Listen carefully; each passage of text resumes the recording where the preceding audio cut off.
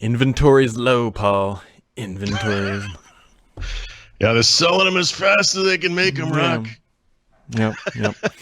So if you're looking to buy a Surface laptop too, you really can't buy a low-end model from the Microsoft store. I'm sure you can find them elsewhere, but realistically, if you're looking to buy one, you should wait until Black Friday. I bet they are going to be on spicy sale on that day.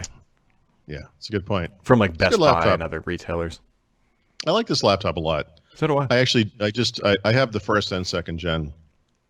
You know, one of the big complaints about this laptop is that Alcantara carpet surface thing, right? And I got in the original, I think it was a platinum colored one, and I've never I've used it a lot. Like I really like the machine. And I've never had an issue with any smudging or whatever you want to call it. But the second gen version I got last year, and this is the quad core version, you know, it's the difference is a couple color differences, and then including black, remember, and then the quad core thing. That one is smudged up a storm.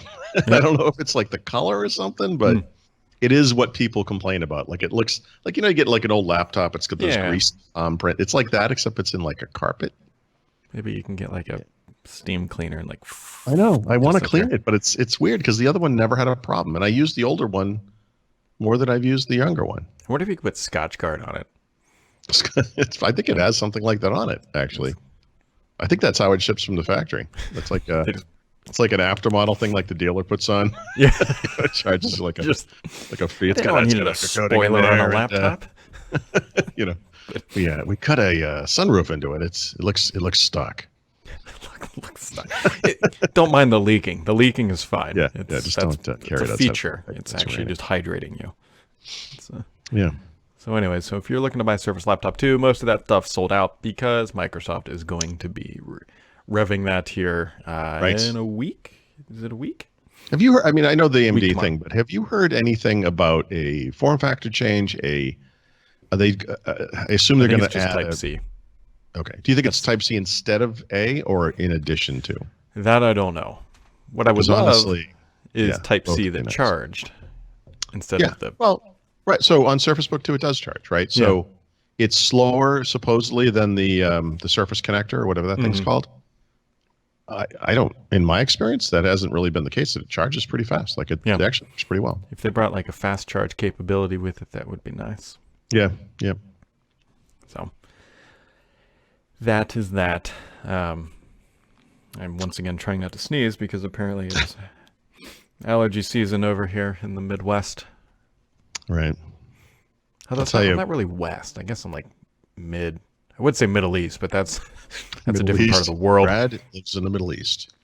Cincinnati is actually pretty close to Jerusalem, for those who are not aware. Yep, Jerusalem, Ohio. Yeah. I'm sure there actually is a Wyoming, Ohio, which is obviously not... Always hilarious. Wyoming. You've heard the term Pennsyltucky? I have not.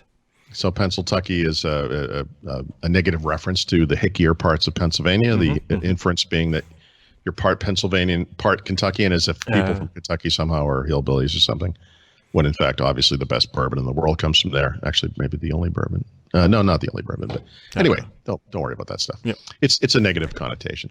So I told my daughter the other day, I was like, you're never going to pass as someone from Pennsylvania, Kelly. You've got that Massachusetts thing. I'm like, you're Pennsylvanians.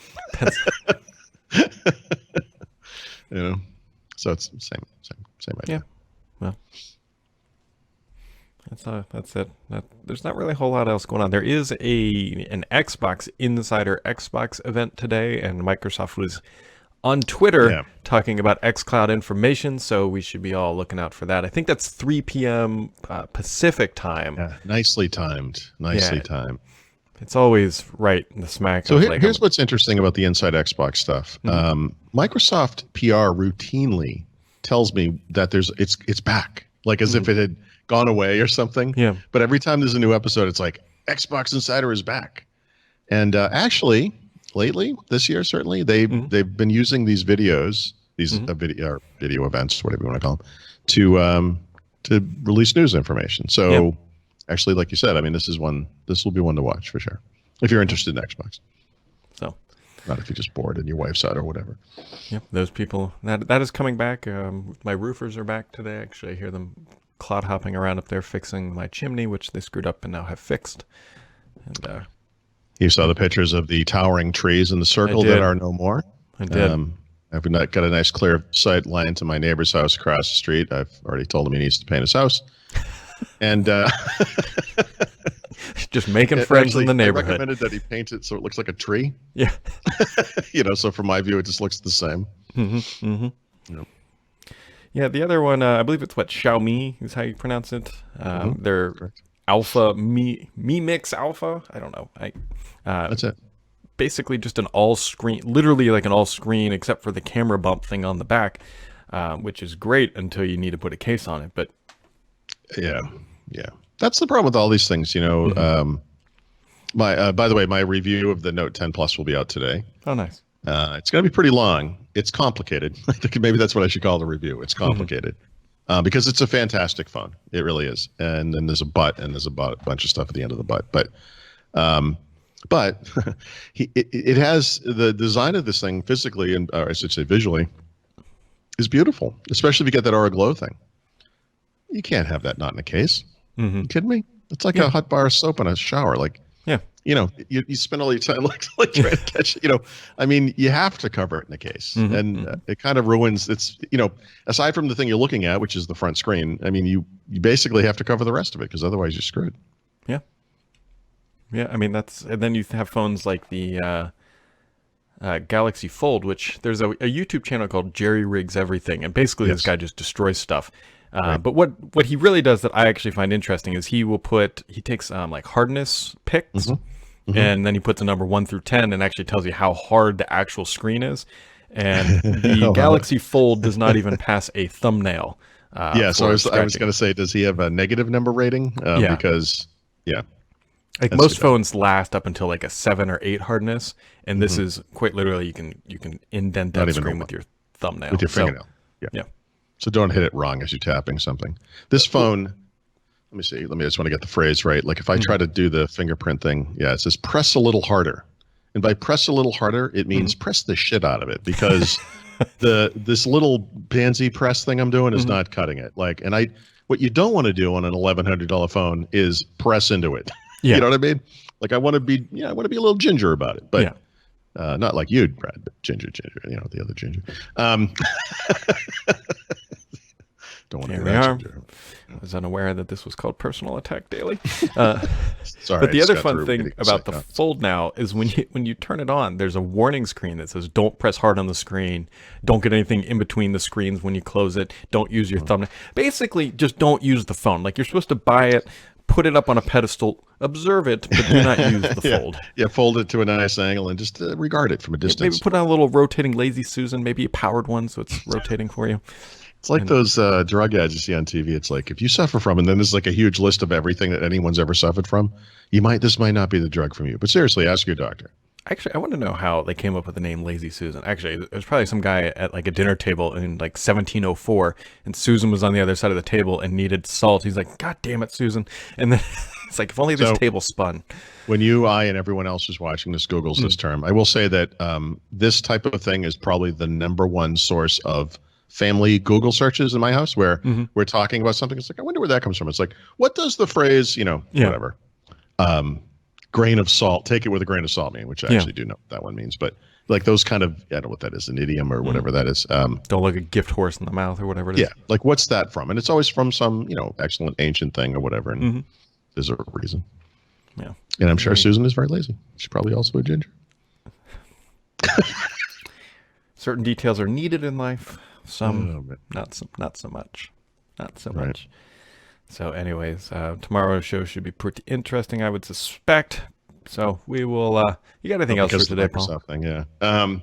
No, just a quick note. I had said to you I wanted to connect the Chromebook to this setup, and Chromebook is not compatible with Thunderbolt 3. Who knew?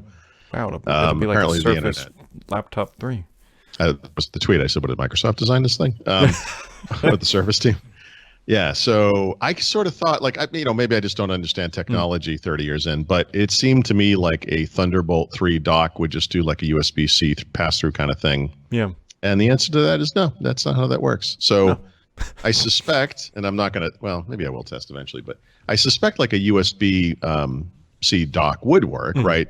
Because you can connect peripherals to it. I know that Chromebook works with second screens, external screens, and so forth. So I'm really surprised it didn't do anything. It didn't even pass through the display. So yeah, there you go. And that's too bad because, I've created this one cable switch here. I can bring in laptops, I can bring in whatever I want, except for Chromebooks. So because I told you afterwards, but we had a work meeting yesterday on Skype, and I used the Android app version of Skype on Chromebook, and it worked fine.